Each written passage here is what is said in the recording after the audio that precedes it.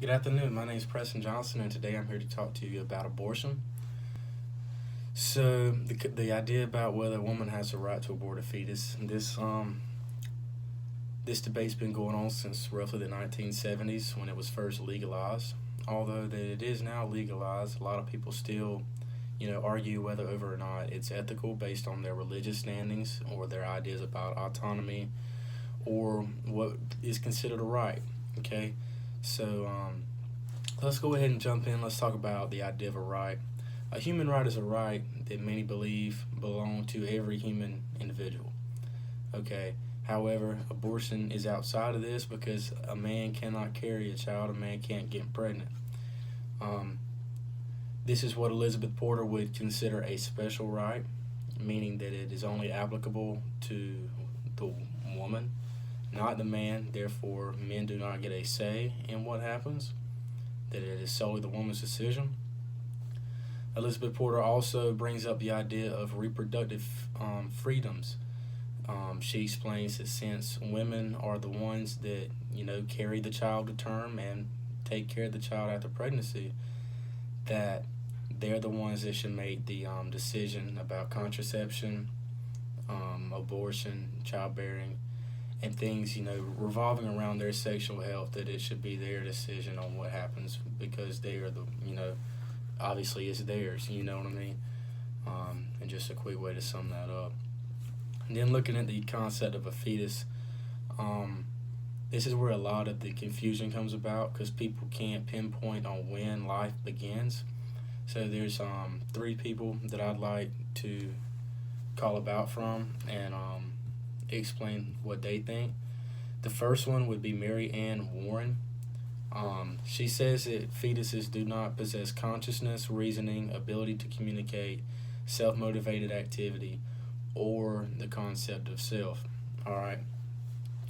So what she's saying is since a fetus is unable to do these things or does not have these traits, it therefore they don't have what she calls personhood, meaning that they are not a person and therefore does not have a right to life. Although she does agree that every person has a right to life, she just excludes the fetus by saying that they do not have these traits, therefore they're not a person. Okay. Elizabeth Porter doesn't really have a concrete standing on this. What she proposes a question instead.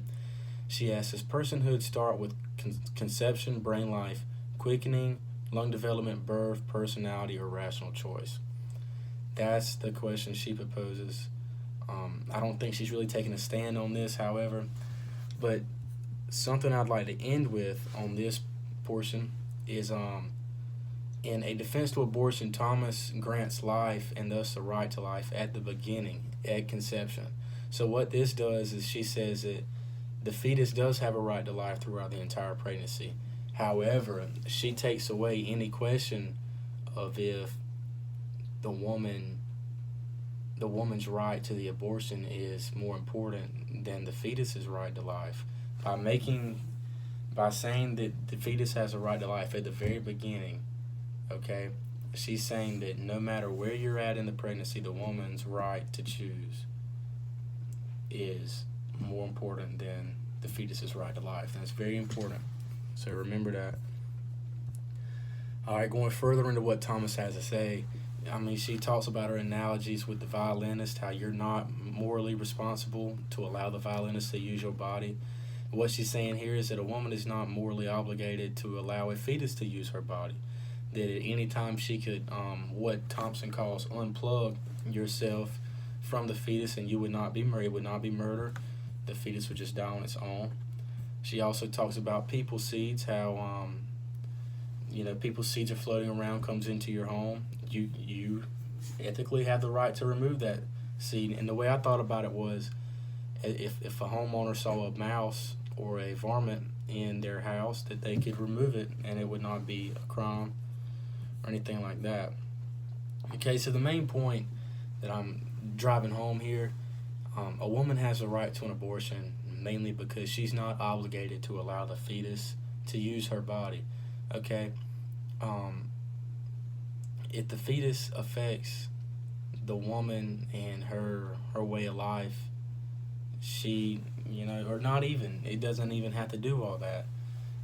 The woman's ability to choose is more important than the fetus's right to life. Okay? So, 2 points that I want to end with, leave you guys with. The first one is the woman should be able to decide for her own what she wants to do with her body. This comes into play with the woman is autonomous, The woman is autonomous. She's not obligated to let the fetus use her body. The second that I want to leave you with is if the fetus imposes on the woman's needs, then she should be able to remove herself from the situation. Okay? Therefore, a woman has a right to an abortion. Thank you.